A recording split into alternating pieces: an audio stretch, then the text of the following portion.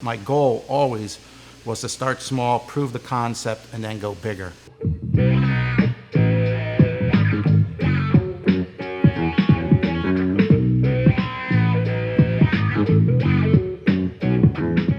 It's wonderful that people are traveling this far to come up to see our brewery. I mean, if you look around, it's a beautiful brewery, it's great views. You can bring your dogs if you like. You're gonna get the early access to the new stuff. It's a family here. You know, you come in, the guys greet you, you joke around, have a blast all day. I was stationed in Germany as a pilot, and of course the beer over there is great. There's a lot of different types of beer out there. I got to travel to Belgium and have some of their beers, and I said, wow, it's really good. You get it back here in the States, it's just not fresh. You know, it's just not as fresh. Today, probably a lot fresher than it was back in 84, 85. So I just started homebrewing myself and trying to make them the freshest beer as possible. I see a big difference between the mass-produced beer and craft beer in general and us would be that with craft beer and Paradox, we're more creative, innovative. Say you buy all the bat, it's just, you know, a really basic Pilsner or whatever. Like, all the craft beers just always have so much more flavors, and they're hazy and always just much better quality usually. I mean, craft brewery is just to have that sort of flexibility by being independent. You know, we get to decide what we make and how to make it. When you drink craft beer, you have notes of flavor all throughout the beer. If you notice some of our brand, we've switched it up a lot. I mean, when QUATTRO made his Love Potion #4, he came to me with this new label, and he thought I was going to reject it because it was something that wasn't Adirondack theme. And I said, no, that's fine with me. We could change it up a little bit. We could still have our Adirondack theme for our grocery store beers. And then our other beers that are on the side, like Love Potion. The story behind Love Potion #4, more ingredients. It started off with a real simple malt bill that gave it a sweet base, added 700 pounds of peach puree.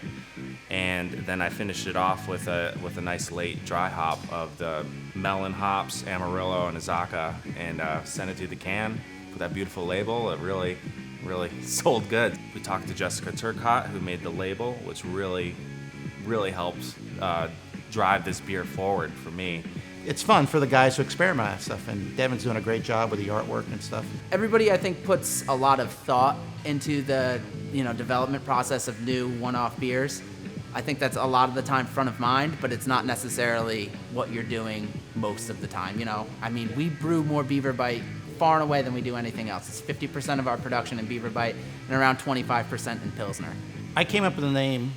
I was trying to find a different name, and I was running through the woods there, and I saw a beaver biting on a tree, and I said, wow, Beaver Bite. It's all over the place, and I said, wow, that seems like a good name. So we started initially with an IPA, calling it Beaver Bite, but it really didn't develop itself until Devon came on board about a year later, and he really refined it over. Now it's been refined for the last 7 years, I think, and he's refined it. It's always changed. It's not changing a lot. I don't think it's changing as easy as you can notice it, but to us, we know the little parts of it that have changed over the years, and it's really refined to a really great beer today. So what makes Beaver Bite, our bestseller by far and a household name? It's definitely one of our earlier beers that we've developed. We've been working on that recipe for the longest time. Everybody on staff and out in the world, for that matter, has drank a lot of it. So there's a pretty clear picture as to what that beer is, the kind of slot it fits in the market, and what we want it to do flavor-wise.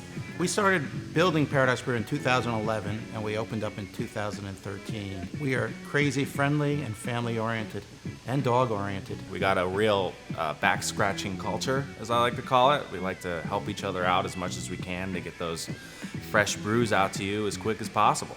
It's the best job I've ever had in my entire life. I'm 32 years old, and I can't see me doing anything else for the rest of my life.